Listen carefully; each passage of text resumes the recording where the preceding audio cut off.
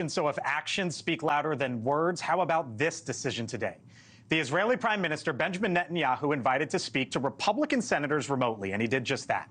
But on the other side of the aisle, when Netanyahu asked to speak with Democratic senators, Chuck Schumer, the top Democrat in the Senate, reportedly declined, suggesting that it shouldn't happen in a quote-unquote partisan manner.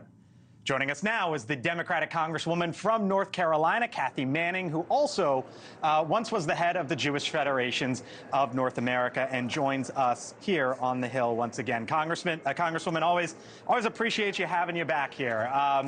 You know, when I saw this reporting, I thought to myself, and I wonder your take, did you ever think that there would be a day in which Democratic leadership told the Prime Minister of Israel, essentially, you know what, you're not welcome to speak here?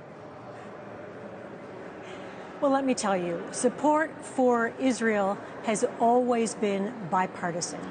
And the support of Americans for the Jewish Democratic State of Israel has always been based on our shared democratic values.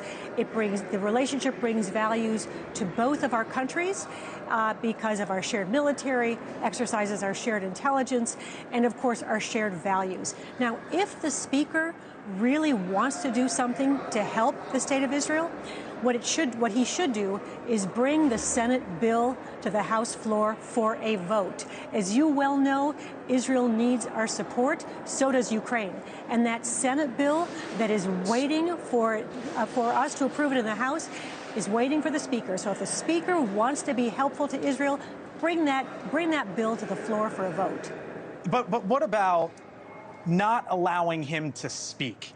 Isn't that how Washington works, Congresswoman, and how we deal with our allies? They wouldn't even listen to him. And I wonder if you think if that was a mistake. No one has ever stopped Bibi Netanyahu from speaking. He certainly knows how to communicate with the American people. He certainly knows how to communicate with the Congress. Frankly, he's as good at communicating what he wants as any leader I know of in the world. You know, I wonder what you would say when you've heard the criticism. Democrats have an Israel problem. What would you say to that?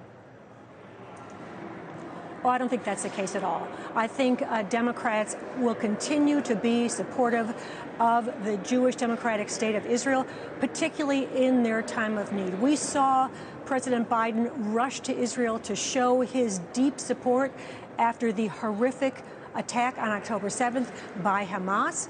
He has continued to stand with Israel. And don't forget, we have, of the hostages that Hamas is still hanging on to, we have a number of them who are Americans. And we will continue to stand with Israel, and we will continue to work to get those hostages released. My understanding is there are hostage negotiations going on right now. You mentioned the House Speaker, Congresswoman Mike Johnson. There's a report in the Hill today, headline, quote, Johnson may invite Netanyahu to address Congress after Schumer comments. Should he? Should Mike Johnson give Benjamin Netanyahu the floor, a joint address to Congress? If he wants to use it as a wedge and a political issue, that may well be what he decides to do. But as I said, if he really wants to help Israel, he needs to get that spending bill to the House floor for a vote. That's what he can do if he wants to be an effective leader. That's what he can do if he wants to help the Democratic ally, the State of Israel. Congresswoman Manning, we will leave it there. Appreciate you always coming on, and we'll talk to you soon. Congresswoman Kathy Manning from North Carolina. Happy to see you. Thank you. Thank you for watching. And make sure you go to joinnn.com to find News Nation on your television provider. And don't forget to click the red subscribe button below to get more of News Nation's fact-driven, unbiased coverage.